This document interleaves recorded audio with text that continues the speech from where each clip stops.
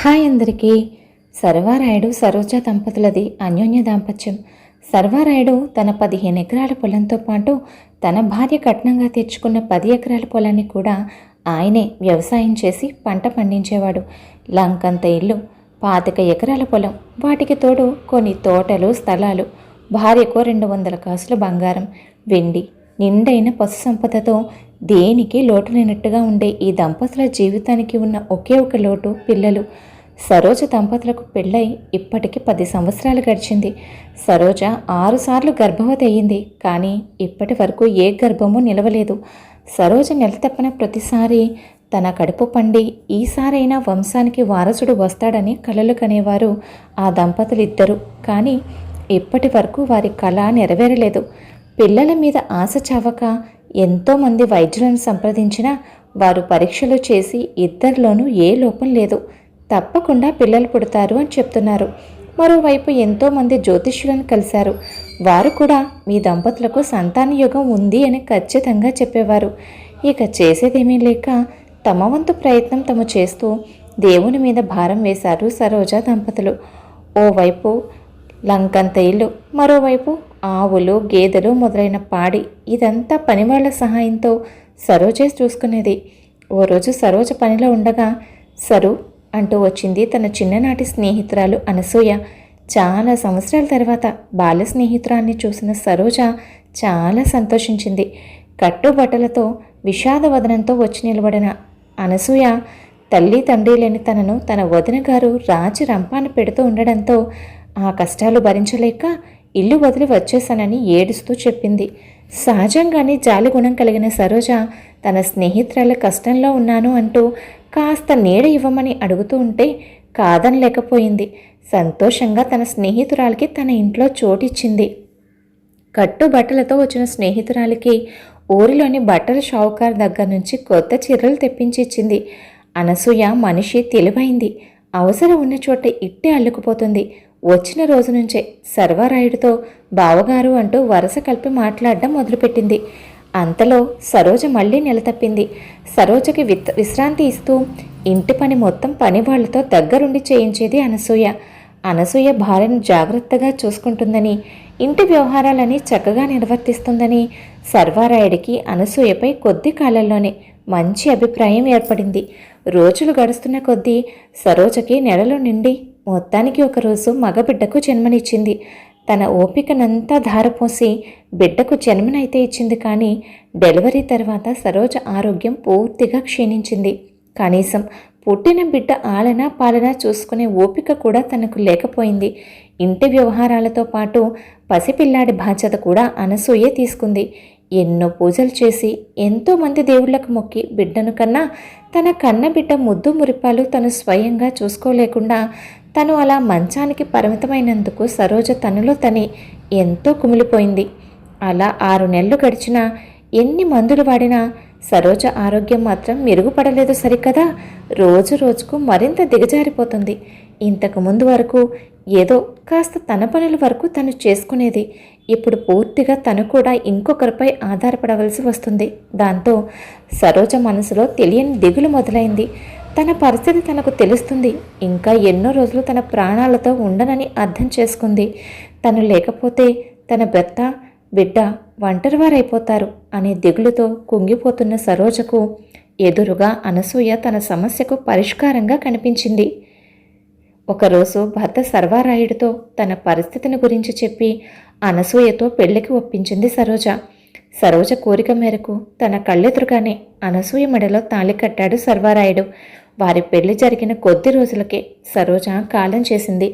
సరోజ సర్వారాయుడుల కొడుకు సాకేత్కు ఏడాది నిండేసరికి అనసూయ నెల తప్పింది. తన తల్లి కాబోతున్నాను అనే విషయం తెలిసేసరికి అనసూయ సాకేత్ను కొంచెం దూరం పెట్టడం మొదలుపెట్టింది. ఎంతసేపు తన కడుపులో బిడ్డ క్షేమం కోసం పళ్ళు పలహారాలు తింటూ విశ్రాంతిగా కూర్చోవడం తప్ప సాకేత్ను ఏమాత్రం పట్టించుకునేది కాదు. పాపం ఆకలేసినప్పుడు పనివాళ్ళు పెట్టింది తింటూ గాలికి పెరుగుతున్నాడు సాకేత్. సర్వారాయుడు వ్యవసాయ పనుల్లో తల మునకలవుతూ ఇంట్లో కొడుకు పరిస్థితిని గమనించే స్థితిలో లేడాయన. పైగా అనసూయ తన కొడుకుని ఎంతో ప్రేమగా చూసుకుంటుంది అనే భ్రమలో ఉన్నాడాయన. రోజులు గడిచే కొద్దీ అనసూయ కూడా నెలలు నిండి ఒక మగబిడ్డకు జన్మనిచ్చింది. అనసూయ తన బిడ్డకు ధీరజ్ అని పేరు పెట్టుకుంది. తన కొడుకుని ఎంతో ప్రేమగా చూసుకునేది. సాకేత్ని మాత్రం సర్వారాయుడు ఉన్నప్పుడు ఒకలాగా, ఆయన లేనప్పుడు మరొకలాగా చూస్తూ సాకేత్పై సవతి తల్లి ప్రేమ చూపించేది. సాకేత్ చిన్నతనం నుంచి అనసూయని తల్లిగా చూస్తూ పెరగడం వల్ల ఆమె చూపిస్తున్న దొంగ ప్రేమను నమ్మి అనసూయ మీద ఎంతో ప్రేమ పెంచుకున్నాడు.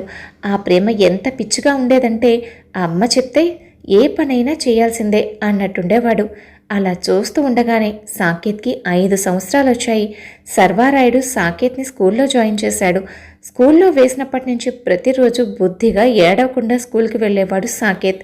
సాకేత్ది ఏదైనా సరే చాలా తొందరగా నేర్చుకునే గుణం. దాంతో కొద్ది రోజుల్లోనే ఏబిసిడీలు, వర్ణమాల, నంబర్స్ చాలా తొందరగా నేర్చుకున్నాడు.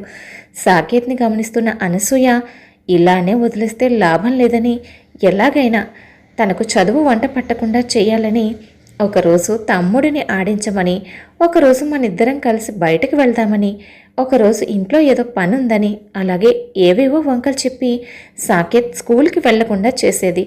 స్కూల్కి సెలవులు పెట్టి బయట తిరగడం అలవాటైన సాకేత్ స్కూల్ అంటే అయిష్టం పెంచుకున్నాడు. పూర్తిగా స్కూల్కి వెళ్ళడం మానేసి బలాదూర్ తిరగడం అలవాటైంది. ఈ విషయం తెలుసుకున్న సర్వారాయుడు కొడుకుని స్కూల్కి వెళ్ళమని చెప్పిన సాకేత్ మొండికేశాడు. నాకు చదువుకోవాలని లేదు, ఇంట్లోనే ఉంటాను అన్నాడు. అలా సంవత్సరం గడిచింది. సర్వారాయుడు తన చిన్న కొడుకు ధీరజ్ను స్కూల్లో జాయిన్ చేశాడు. సాకేత్ మాత్రం గేదెలను మేపుతూ, మొక్కలకు పాదులు పెడుతూ, ఆడుతూ పాడుతూ కాలక్షేపం చేస్తున్నాడు. ఒకరోజు సాయంత్రం సాకేత్ మిగతా పిల్లలతో ఆడుకుంటూ ఉంటే నేను కూడా ఆడతాను అంటూ వచ్చింది పట్టు పరికిణి వేసుకొని ముద్దు ముద్దుగా మాట్లాడుతున్న ఓ అమ్మాయి. తన పేరు సాహితి. తను మరెవరో కాదు, సర్వారాయుడు స్నేహితుడు పరశురాం కూతురు. సాహితి సాకేత్ కంటే ఓ ఏడాది వయసులో చిన్నదుంటుంది.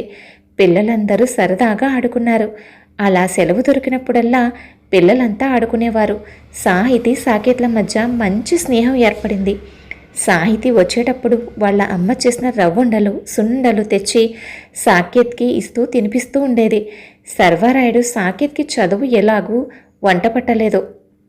కనీసం పొలం పనులు నేర్పిస్తే వ్యవసాయం చేసుకునైనా బ్రతుకుతాడు అనే ఉద్దేశంతో కొడుకుని తనతో పాటు పొలం తీసుకెళ్లి పొలం పనులు మొత్తం నేర్పించాడు. రోజులు గడుస్తున్నాయి. దేనినైనా ఇట్టే పట్టేసే సాకేత్ వ్యవసాయం చేయడం కూడా చాలా బాగా నేర్చుకున్నాడు. ఓవైపు వ్యవసాయం చేస్తూనే మరోవైపు చేపల చెరువులు, రొయ్యల చెరువులు కూడా మొదలుపెట్టి వాటిలోనూ మంచి ఫలితాలను సాధించాడు సాకేత్. అలా వ్యవసాయంలో తండ్రిని మించిన తనయుడుగా పేరు తెచ్చుకున్నాడు. అలా చూస్తూ ఉండగానే సంవత్సరాలు గడిచిపోయాయి. అనసూయ కొడుకు ధీరజ్ పట్నంలో ఇంజనీరింగ్ చదువుతున్నాడు. సాకేత్ వ్యవసాయంలో మునిగి తేలుతున్నాడు. సాకేత్ స్నేహితురాలు సాహితి పట్నంలో డిగ్రీ చదువుతుంది. ఒకరోజు సర్వారాయుడు పొలం నుంచి వస్తూ ఉండగా రోడ్డు మీద ఎదురుగా గుడి నుంచి వస్తున్న అతని స్నేహితుడు భార్య, పరశురాం భార్య కనిపించింది.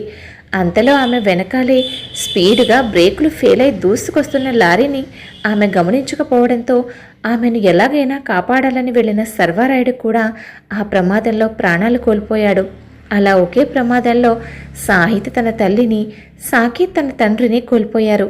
భర్త పోయిన తర్వాత అనసూయ తెలివిగా మాయమాటలు చెప్పి సాకేత్తో ఖాళీ పేపర్ల మీద వేలిముద్రలు వేయించుకుంది. తల్లి చెప్పిన పని చేయడం తప్ప మారు మాట్లాడడం తెలియని సాకేత్ మాట్లాడకుండా తల్లి చెప్పిన చోటల్లా వేలిముద్రలు వేసేశాడు. అలా మొత్తం ఆస్తిని ముందు జాగ్రత్తగా అనసూయ తన పేరుకు మార్చుకుంది. ఇప్పుడు ఆ ఇంట్లో సాకేత్కి ఏ హక్కు లేకపోయినా ఇంటికి పెద్ద పాలేరుగా ఇంటి పనులు, పొలం పనులు చూసుకుంటూ కాస్త ముద్ద పడేస్తుంది అనసూయ. ఇలా ఉండగా సాహితి డిగ్రీ పూర్తవడంతో తండ్రి పరశురాం కూతురికి పట్నం సంబంధం తెచ్చి తనకున్న 2 ఎకరాల పొలం కట్నంగా ఇచ్చి పెళ్లి ఏర్పాట్లు చేశాడు. స్నేహితురాలి పెళ్లి ఏర్పాట్లలో హడావుడిగా పెళ్లి పనుల్లో ఉన్నాడు సాకేత్. ఓవైపు పెళ్లి కొడుకు గదిలో రెడీ అవుతున్నాడు. అంతలో అతని తల్లొచ్చి, ఒరేయ్ ట్యాబ్లెట్లు వేసుకున్నావా అంటూ అడిగింది పెళ్లి కొడుకుని. తల్లి గుర్తు చేయగానే ట్యాబ్లెట్ల కోసం వెతికి, అయ్యో అమ్మా, ఈ హడావిడిలో పడి ట్యాబ్లెట్లు పెట్టుకోవడం మర్చిపోయాను అన్నాడు పెళ్లి కొడుకు. అదేంట్రా అలా అంటున్నావు? నీకు టైంకి ట్యాబ్లెట్ పడకపోతే ఏమవుతుందో తెలిసి కూడా ఇంత నిర్లక్ష్యంగా ఉంటే ఎలాగా? అయ్యో దేవుడా, ఇప్పుడు ఎలా? ఈ పల్లెటూరులో అవి దొరకవు కూడాను. ఇక చేసేదేమీ లేదు. ఆ 3 ముళ్ళు పడే వరకు కాస్త జాగ్రత్తగా ఉండు అని చెప్పి వెళ్ళిపోయింది ఆమె. పెళ్లి కొడుకు పెళ్లి కూతురు మండపంలో కూర్చుని పూజ చేస్తున్నారు. బంధువులంతా భోజనాలు చేసి కబుర్లు చెప్పుకుంటూ పెళ్లిని తిలకిస్తున్నారు. మరోవైపు పెళ్లి కొడుకు తల్లి పెళ్లి ఎలా జరుగుతుందో అన్న కంగారులో ఉంది. ఇంకోవైపు పెళ్లి కొడుకు పూజ చేస్తున్నాడు, కానీ అతని శరీరం తన అదుపు తప్పుతున్నట్టుగా ఉంది. పక్కనే ఉన్న పురోహితులు చెప్తున్న మంత్రాలు అతని చెవిన పడుతున్నాయి, కానీ బుర్రకు ఎక్కడం లేదు. ఎదురుగా కూర్చున్న జనాలు మసకగా కనబడుతున్నారు. చూస్తూ ఉండగానే పెళ్లి కొడుకు క్రింద పడి గిలగిలా కొట్టుకుంటూ నొరగలు కక్కుతూ చనిపోయాడు. జరుగుతున్నది చూస్తూ ఏం అర్థం కాక బొమ్మలా ఉండిపోయింది సాహితి. చికిత్స లేని జబ్బుతో బాధపడుతున్న కొడుకు ఆరోగ్యం గురించి దాచిపెట్టి పెళ్లి చేస్తున్న పెళ్లి కొడుకు తల్లిదండ్రులు లబోదిబోమన్నారు. అమ్మో అమ్మో, నష్టజాతకురాలు, బంగారం లాంటి నా కొడుకుని మింగేసింది అంటూ బోరు మంది పెళ్లి కొడుకు తల్లి. చుట్టూ ఉన్న జనాలంతా అసలే తల్లిని పోగొట్టుకుంది, ఇప్పుడు పెళ్లి పీటల మీద తాళి కట్టబోయేవాడిని పోగొట్టుకుంది. నిజంగా ఈ పిల్ల నష్టజాతకురాలే. ఇంకా ఈ పిల్లకి పెళ్ళేం అవుతుంది? ఇలాంటి నష్టజాతకురాల్ని ఎవరు మాత్రం పెళ్లి చేసుకుంటారు అంటున్న జనాల మాటలు విని సాహితి తండ్రి దిక్కుతోచక పెళ్లి పీటల వరకు వచ్చిన కూతురు పెళ్లి ఆగిపోయింది అన్న బాధతో రోధిస్తున్నాడు. మరోవైపు మగపెళ్లివారు తమ చేసిన తప్పుని కప్పపుచ్చుకునేందుకు నోటికొచ్చినట్టు తిట్టుకుంటూ తమ కొడుకుని తీసుకుని అక్కడి నుంచి వెళ్ళిపోయారు. పెళ్లి పీటల మీద కూర్చున్న సాహితి తన చుట్టూ జరుగుతున్నదంతా చూస్తూ కూర్చున్న చోటే రాయిలాగా ఉండిపోయింది. కానీ తన్ను కళ్ళు మాత్రం విరామం లేకుండా వర్షిస్తూనే ఉన్నాయి. పెళ్లి మండపంలో జరుగుతున్నదంతా గమనించిన సాకేత్ ఏడుస్తున్న పరశురాం వైపు, సాహితి వైపు 1కి 2 సార్లు చూశాడు. చుట్టూ ఉన్న జనం నష్టజాతకురాలు, ఈ పిల్లకి ఇంకేం పెళ్ళవుతుంది అంటున్న మాటలు పదే పదే సాకేత్ చెవిన పడుతున్నాయి. ఎదురుగా ఏడుస్తూ కూర్చున్న సాహితి మరియు పరశురాం ఉన్నట్టుండి సాకేత్ మనసుకి చుట్టూ ఉన్న వాళ్ళ అందరి నోళ్ళు మోయించాలి అనిపించింది. అంతే, వెంటనే వెళ్ళి పీటల మీద కూర్చుని ఉన్న సాహితి మెడలో టక్కున తాళి తీసి కట్టేశాడు. అంతే, ఒక్క క్షణం సాహితి పరశురాంతో పాటు అక్కడ ఉన్న మిగతా వారు కూడా ఆశ్చర్యంతో నోర్లు వెళ్ళబెట్టి చూస్తూ ఉండిపోయారు. సాకేత్ సాహితి మెడలో తాళి కట్టడం చూసి పరశురాం సంతోషంగా వాళ్ళిద్దరినీ మనస్ఫూర్తిగా దీవించాడు.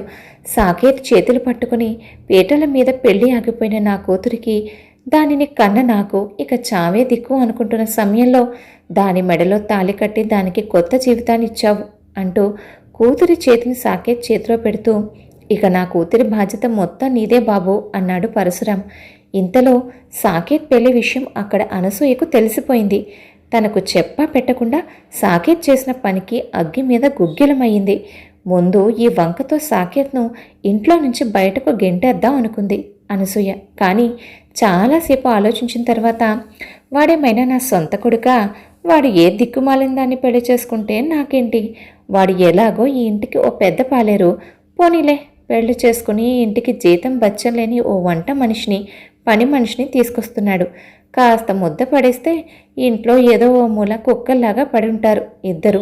వాళ్ళని ఇంట్లో నుంచి బయటకు తరిమేస్తే నాకేం వస్తుంది అని నిర్ణయించుకుంది అనసూయ. సాకేత్ సాహితుల గుమ్మంలోకి అడుగు పెడుతూ ఉంటే ఆగండి అంది. దాంతో ఇద్దరు ఒకరి మొహాలొకరు చూసుకున్నారు. అక్కడే ఆగండి, కొత్త జంట, మీ మీద ఎన్ని కళ్ళు పడ్డాయో ఏమో అంటూ పని మనిషితో దిష్టి తీయించింది అనసూయ. దాంతో అనసూయ వాళ్ళ పెళ్లికి ఒప్పుకుందని ఊపిరి పీల్చుకున్నారు ఇద్దరు. భర్త చేయి పట్టుకుని ఎన్నో ఆశలతో అత్తారింట్లో అడుగుపెట్టింది సాహితి. కొత్త దంపతులు అనసూయ ఆశీర్వాదం తీసుకున్నారు. చల్లగా ఉండండి బాబు, అమ్మాయి నీరసంగా ఉంది, గదిలోకి తీసుకెళ్ళు అంది అనసూయ. సాకేత్ సాహితిని తన గదిలోకి తీసుకెళ్లాడు. గదిలోకి అడుగుపెట్టి పెట్టగానే సాహితి ఆ గది చూసి ఆశ్చర్యపోయింది.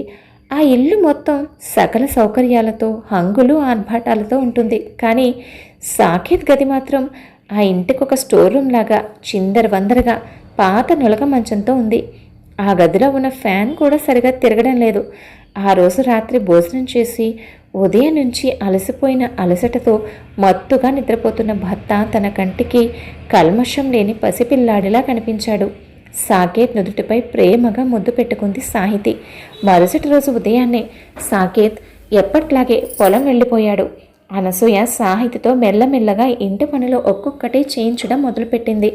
మొదట్లో అనసూయ ఇంటి పనులన్నీ ఒక్కొక్కడిగా పురమాయించినా ఇది నా ఇల్లు, నా ఇంట్లో పని నేను చేసుకుంటే తప్పేముంది అనుకుంది సాహితి. కానీ రాను రాను రోజులు గడుస్తున్న కొద్దీ పని వాళ్ళను ఒక్కొక్కరిగా మాన్పించి ఇంటి పని, వంట పని మొత్తం చాకరీ సాహితి మీదే పడేసింది అనసూయ. తను ఇంటి చాకరీ చేసిన భర్త రోజంతా గొడ్డులా కష్టపడుతున్నా కనీసం వారికి సరైన తిండి కూడా లేకుండా ఆ ఇంట్లో వాళ్ళ పరిస్థితి పనివారి కంటే దారుణంగా ఉందని గమనించింది సాహితి. మరోవైపు అనసూయ చదువు పేరుతో పట్నంలో ఉంటున్న తన కొడుక్కి వేలకు వేల డబ్బు ఇక నుంచి సరఫరా చేస్తుంది. అలా చూస్తూ ఉండగానే విశ్రాంతి లేని బండ చాకరీ, సరైన ఫ్యాన్ కూడా లేని ఆ గదిలో నిద్ర కూడా కరువై సరైన తిండి లేక సాహితిలో పెళ్ళి అయినప్పుడు ఉన్న కళ మొత్తం పోయి సన్నగా బక్కచిక్కిపోయి ప్రాణమున్న శవంలా తయారైంది. ఒకరోజు ఉదయం సాకేత్ నిద్రలేచేసరికి సాహితి వణికిపోతూ ఒంటి మీద స్పృహ లేకుండా ఉంది. ఎంత చదువుకోకపోయినా మొరటగా వ్యవసాయం చేసుకుంటున్న సాహితి అంటే సాకేత్కి చిన్నప్పటి నుంచి ఎంతో ఇష్టం. పెళ్లి బంధంతో ముడిపడిన తర్వాత ఆ ఇష్టం ప్రేమగా మారింది. భార్య మీద తనకున్న ప్రేమను పైకి చెప్పలేడు, కానీ తను అలా స్పృహ లేకుండా చలి జ్వరంతో వణుకుతూ ఉంటే సాకేత్ ప్రాణం విలవిలలాడిపోయింది.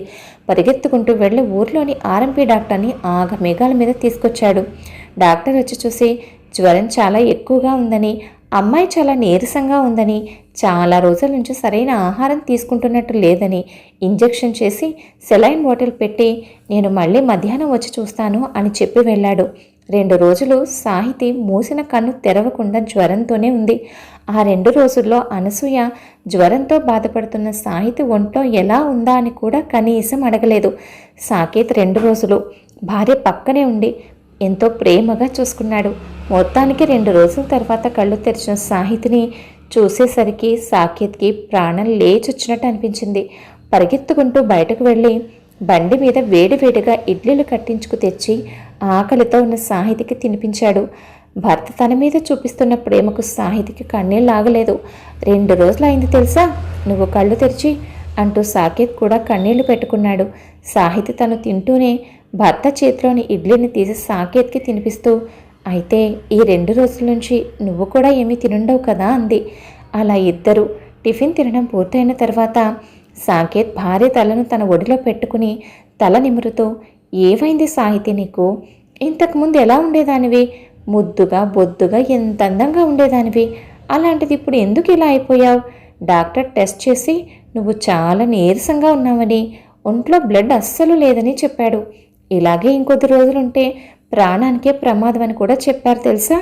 నీకేం తక్కువ చెప్పు, హాయిగా కావాల్సింది కడుపు నిండా తిని హ్యాపీగా రెస్ట్ తీసుకోవచ్చు కదా అంటున్న భర్త మాటలు విని సాహితి ఒక్క నవ్వు నవ్వుకుంది. ఎందుకలా నవ్వుతున్నావు? నా మాటలు నీకు అర్థం అవుతున్నాయా అన్నాడు సాకేత్. అర్థం అవుతున్నాయి. ఏమన్నావు? ఈ ఇంట్లో నాకేం తక్కువ, హాయిగా కడుపు నిండా తిని రెస్ట్ తీసుకోవాలా? అంటే మన పెళ్ళైన దగ్గర నుంచి నేను ఇక్కడ అలాగే ఉంటున్నాను అనుకుంటున్నావా నువ్వు అంది సాహితి. భార్య మాటలకు అయోమయంగా చూశాడు సాకేత్. కడుపు నిండా తినడం కూడా కాదు కదా, ఈ ఇంటికి వచ్చాక భోజనమే సరిగ్గా చేయలేదు నేను. ఏ ఎందుకు? అంతా మీ అమ్మ కాని అమ్మదయ్యా. నేను ఇంటికి వచ్చిన దగ్గర నుంచి ఇంటి పనులన్నీ ఒక్కొక్కడిగా నాకు అప్పగించి పని మనుషులందరినీ ఒక్కొక్కరిగా మానిపించింది. ఇంటడి పని నా ఒక్కదానితోనే చేయిస్తుంది మీ అమ్మ. వంట మొత్తం నేనే చేసిన వండినవన్నీ తనే తినేస్తుంది. మళ్ళీ వండడానికి లేదంటుంది. కాసిని గంజి నీళ్ళు నా మొహాన్ని పోస్తుంది. అలా గంజి తాగడం నాకు అలవాట్లేక కాసిన్ని మంచినీళ్ళు తాగుంటున్నాను. ఇవన్నీ నీకేం తెలుస్తాయి? ఉదయం అనగా బయటకు వెళ్ళిపోతావు, రాత్రికి ఎప్పటికో ఇంటికి వస్తావు. కనీసం పగలంతా అలసిపోయి రాత్రికి కాసేపు ప్రశాంతంగా పడుకుందామన్నా లేదు కదా మనకి. ఈ ఇంట్లో అన్ని గదుల్లోనూ పెద్ద పెద్ద డబుల్ కాట్ మంచాలు, పట్టు పరుపులు, ఏసీలు. కానీ మన గదిలో మాత్రం ఈ నులక మంచం, గాలికి అల్లల్లాడి తిరగని ఈ ఫ్యాను, మనకి తోడుగా దోమలు. నువ్వు కష్టపడి వ్యవసాయం చేసి సంపాదించిన డబ్బు ఆవిడ చేతిలో పోస్తుంటే ఆ డబ్బంతా తన కొడుక్కి దారపోస్తుంది ఆవిడ. ఇంత ఇంటి కోసం కష్టపడుతున్నా మనకు కడుపు నిండా తిండి లేదు, కంటి నిండా నిద్ర లేదు. అసలు నాకు ఒక అనుమానం, నువ్వు ఇంటి వారసుడువా లేకపోతే పెద్ద పాలేరువా అని ఆవిడ నిన్ను అలాగే చూస్తుంది. మరి ఈ విషయాలన్నీ నీతో చెప్పినా ఆమె మీద నీకున్న ప్రేమ నా మాటలను నమ్మనివ్వదు. అందుకే ఇన్ని రోజులు నీతో చెప్పలేక నాలో నేనే కుమిలిపోతున్నాను. అంటూ కంటతడి పెట్టుకుంది సాహితి. భార్యను ఓదార్చుతూ, పిచ్చిదానా, నువ్వు అమ్మని తప్పుగా అర్థం చేసుకున్నావు. మా అమ్మ అలాంటిది కాదు. అమ్మ ఏం చేసినా దానికి కారణం ఉంటుంది. కావాలంటే పద, ఇప్పుడే అమ్మని అడుగుతాను అంటూ సాహితిని తీసుకుని అమ్మా అమ్మా అంటూ గట్టిగా పిలిచాడు. అబ్బబ్బా, ఏమిట్రా కేకలు అంటూ వచ్చింది అనసూయ. అమ్మా చూడమ్మా, ఈ పిచ్చిది నీ గురించి ఏదేదో చెప్తుంది. ఏం చెప్పిందేంట్రా? నువ్వు దానికి తిండి పెట్టలేదని, ఇంట్లో పనివాళ్ళని మానిపించి పని మొత్తం దానితోనే చేయిస్తున్నావని, నన్ను దాన్ని ఇంటి పనివాళ్ళుగా చూస్తున్నావని అంటుందమ్మా అని అన్నాడు సాకేత్. కాసేపు మౌనంగా ఉన్న అనసూయ, అది చెప్పింది నిజమేగా అంది. ఏంటమ్మా? అవునరా, నీ పెళ్ళం నిజమే చెప్పింది. నువ్వు ఈ ఇంటి పెద్ద పాలేరువి. నీ పెళ్ళం జీతం బత్యలేని పని మనిషి. ఈ ఇంట్లో మీ స్థాయి అదే అంది పొగరుగా అనసూయ. తన ప్రపంచమే అమ్మ అనుకున్న సాకేత్ ఆ అమ్మ నోటి వెంట వచ్చిన మాటలు విని కుప్ప కూలిపోయాడు. భర్త అలా నీరు కారిపోవడం చూసి సాహితి తట్టుకోలేకపోయింది. అప్పటి వరకు భర్త కోసం ఎన్నో కష్టాలను భరించిన సాహితి అనసూయపై ఎదురు తిరిగింది. నువ్వు అసలు మనిషివేనా? అమ్మ అంటూ తన ప్రాణాలే నీ మీద పెట్టుకున్న అమాయకుడిని ఈ ఇంటి పనివాడు అంటావా? నీ దొంగ ప్రేమ తెలియక ఇన్నాళ్ళు తన కష్టం మొత్తం నీ చేతిలో పోశాడు. అయినా నువ్వు పనివాడు అంటే సరిపోతుందా? ఈ ఇంటి వారసుడు అతను. ఈ ఇంట్లో నీ బ్రతుకు నా భర్త పెట్టిన భిక్ష అంటున్న సాహితి చెంప చిల్లుమనిపించింది అనసూయ. ఏంటే, పిల్ల కాకివి కదా అని చూస్తూ ఊరుకుంటుంటే రెచ్చిపోతున్నావు? నువ్వు అనుకున్నట్టు ఈ ఆస్తికి వారసుడు నీ భర్త కాదు. వాడి బాబు చచ్చినప్పుడే వాడితో వేలిముద్రలు వేయించుకుని ఆ ఆస్తి మొత్తం నా పేరు మీద మార్చుకున్నాను. నాకు మీరు భిక్ష పెట్టడం కాదే, ఇన్ని రోజులు నేనే మీకు ముష్టి పడేశాను. ఈ ఆస్తి మొత్తం నాది, నాకే సొంతం. దీనికోసం నేను ఎన్ని కష్టాలు పడ్డానో నీకేం తెలిసే పిల్లకాకివి. ఇంతదాకా వచ్చింది కాబట్టి నీకు నిజం చెప్తాను విను. వీడి తల్లి, అదే ఒకప్పుడు నా స్నేహితురాలు, బాలింత తెగులుతో చనిపోయిందని మీరందరూ అనుకుంటున్నారు కదా. కానీ కాదు. వీడిని కని నీరసంగా ఉన్నదానికి నేనే స్లో పాయిజన్ ఇచ్చి పైకి పంపించేశాను అన్న అనసూయ మాటలు విని అసలే నీరు కారిపోయిన సాకేత్కి గుండె పగిలినంత పనయింది. ఆ మాటలు విని సాహితి అనసూయలోని క్రూరత్వాన్ని తట్టుకోలేకపోయింది. చిచి, నువ్వు అసలు ఆడజన్మ ఎలా ఎత్తావే? నిన్ను కన్నవాళ్ళు నీకు అనసూయాని కాదు, అసూయ అని పేరు పెట్టాల్సింది. సరిగ్గా సరిపోను. ఇన్ని దుర్మార్గాలు చేసి ఈ ఆస్తిని దక్కించుకున్నాను అనుకుంటున్నావేమో. దేవుడున్నాడు, నీ పాపానికి తగిన శిక్ష పడి తీరుతుందే అంటూ భర్తను తీసుకుని ఏడుస్తూ ఇంటి నుంచి బయటకు వచ్చేస్తున్న సాహితితో, వెళ్ళవే వెళ్ళు. చదువు సంధ్య లేని ఆ మూర్ఖుడితో నువ్వు ఎంత సుఖపడతావో నేను చూస్తాను కదా అన్న అనసూయ మాటకు, నా భర్త గొప్పతనం ఏంటో నాకు తెలుసు, చూస్తూ ఉండు. ఇప్పుడు నువ్వు మూర్ఖుడు అన్న ఆయన్ని ఏ స్థాయికి తీసుకువెళ్తాను అని చెప్పి భర్త చెయ్యి పట్టుకుని అక్కడి నుంచి వచ్చేస్తుంది సాహితి.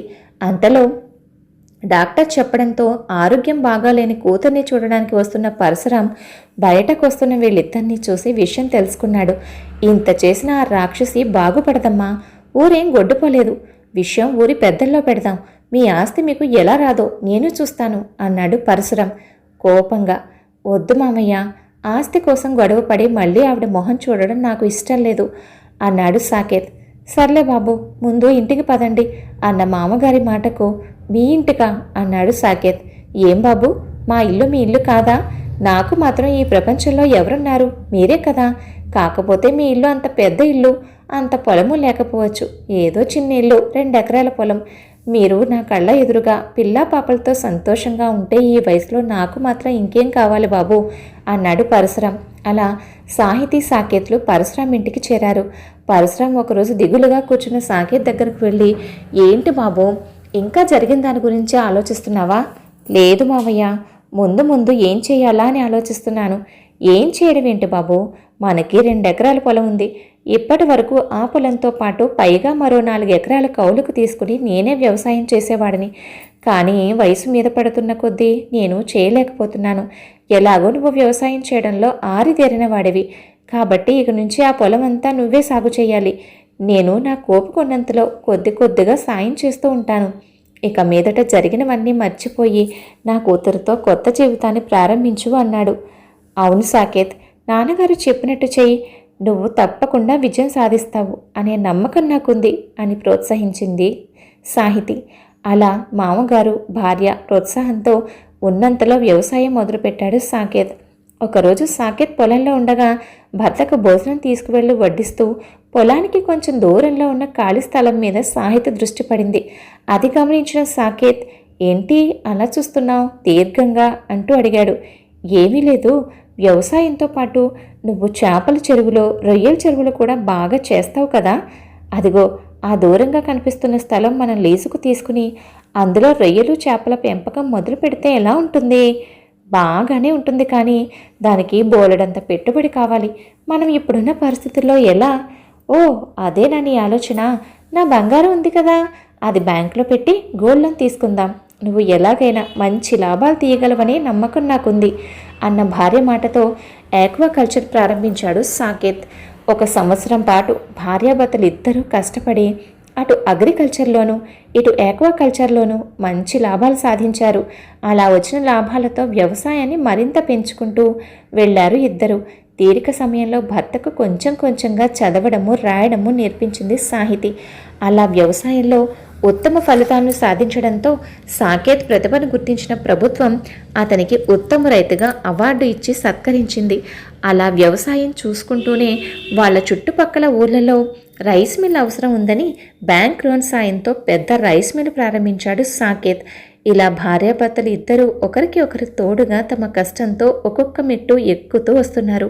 మరోవైపు అనసూయ కొడుకు ధీరజ్ తల్లి పంపుతున్న డబ్బుతో పట్నంలో చదువు సంధ్య లేకుండా జల్సాగా బలాదూరుగా క్లబ్బులకు పబ్బులకు తిరుగుతూ తనలాంటి అలవాట్లున్న ఓ అమ్మాయి మెడలో తాళి కట్టి ఇంటికి తీసుకొచ్చాడు. తన గారాల కొడుకు కావడంతో కొడుకు చేసిన పనికి ఏమీ అనలేక వాళ్ళిద్దరినీ ఇంట్లో పెట్టుకుంది అనసూయ. సాకేత్ ఆ ఇల్లు విడిచి వచ్చిన తర్వాత వ్యవసాయం చూసుకోవడానికి సరైన వారు లేక అనసూయ ఆదాయం రోజు రోజుకి తగ్గుతూ వస్తుంది. ఇంకోవైపు ధీరజ్ ఇంట్లో ఖాళీగా కూర్చుని ఒళ్ళు అలసిపోకుండా సంపాదిస్తాను అంటూ వేలకు వేల డబ్బు బెట్టింగుల్లోనూ షేర్ మార్కెట్లలోనూ పెడుతూ ఆ డబ్బు అంతా పోగొట్టుకుని ఇంకా డబ్బు కావాలని తల్లిని అడిగేవాడు. అనసూయ ఇవ్వను అంటే ఆమెను కొట్టి బలవంతంగా ఆమె చేత ఆస్తి పేపర్ల మీద సంతకాలు చేయించుకుని ఆ ఆస్తులన్నీ ఒక్కొక్కటిగా అమ్ముకుంటూ రోజులు గడుపుతున్నాడు ధీరజ్. కొడుకు ప్రవర్తనకు ఏడుస్తూ ఆ వయసులో ఓపిక లేకపోయినా పని వాళ్ళని పెట్టి చేయించుకునే స్తోమత లేక ఇంటి పని వంట పని చేస్తూ కొడుకు కోడలు ఒక పురుగులాగా చీదరిస్తూ చూస్తూ ఉంటే బ్రతుకు భారంగా గడుపుతుంది అనసూయ. మరోవైపు పెళ్ళైన 5 సంవత్సరాలకు సాకేత్ సాహితులకు బంగారు బొమ్మ లాంటి పాప పుట్టింది. సాకేత్ తన కష్టంతో దినదిన అభివృద్ధి చెందుతూ పెద్ద ఇల్లును కట్టుకుని ఆ ఇంట్లోకి ఆనందంగా భార్య పిల్లలతో అడుగుపెట్టాడు. తన కూతురు అల్లుడు మనవరాలతో సంతోషంగా ఉండడం చూసి పరశురాం మనసు తృప్తిగా ఉంది. కథ విన్నారు కదండి. కథపై మీ అభిప్రాయాన్ని తప్పకుండా కామెంట్ చేయండి. మరొక మంచి కథతో మళ్ళీ కలుద్దాం. ఉంటాను మరి.